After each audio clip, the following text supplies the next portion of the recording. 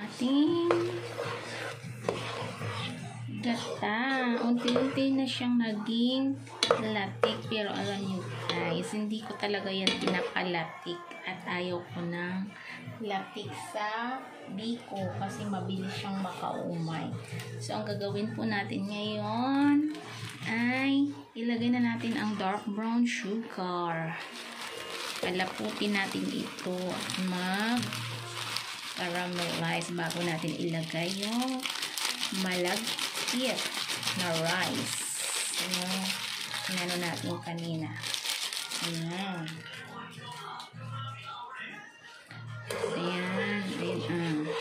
Lalapot po lang siya. Yung as in brown na yung ating. Bago lagay natin yung rice. Ayan na po ang ating yung gata, tsaka yung dark brown sugar. Super ano na siya, malapot. Kaya ngayon, ilagay na po natin ang ating malagkit rice. Hinaan lang po muna natin ang ating apoy para hindi po masunog yung baba ng sugar. Ayan. Ngayon, lalagay na natin ang rice na malagkit. Ewan ko sa iba kung paano kayo magluto. Kasi ako, ito ang aming nakagawian pag nagluto.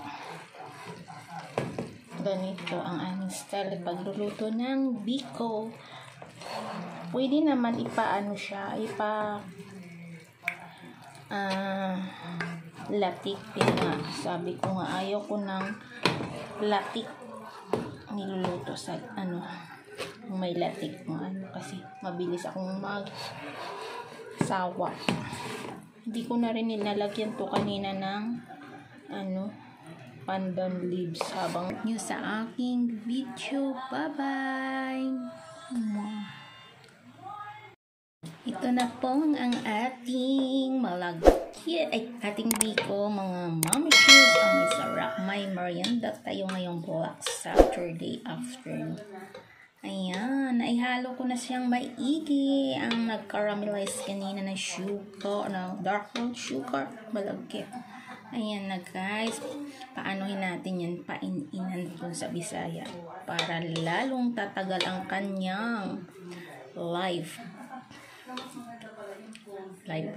lifespan ng isang pagkain. Pag matagal siyang sa pagluluto, matagal siya bagong anuhin. Ayan, nagmamantika na kasi kanina di ba ayan guys, ang ating super yummy. Tama-tama lang ang 5 cups na rice malagkit sa 1/4 sugar. Tama-tama lang ang tamis. Hindi masyadong matamis.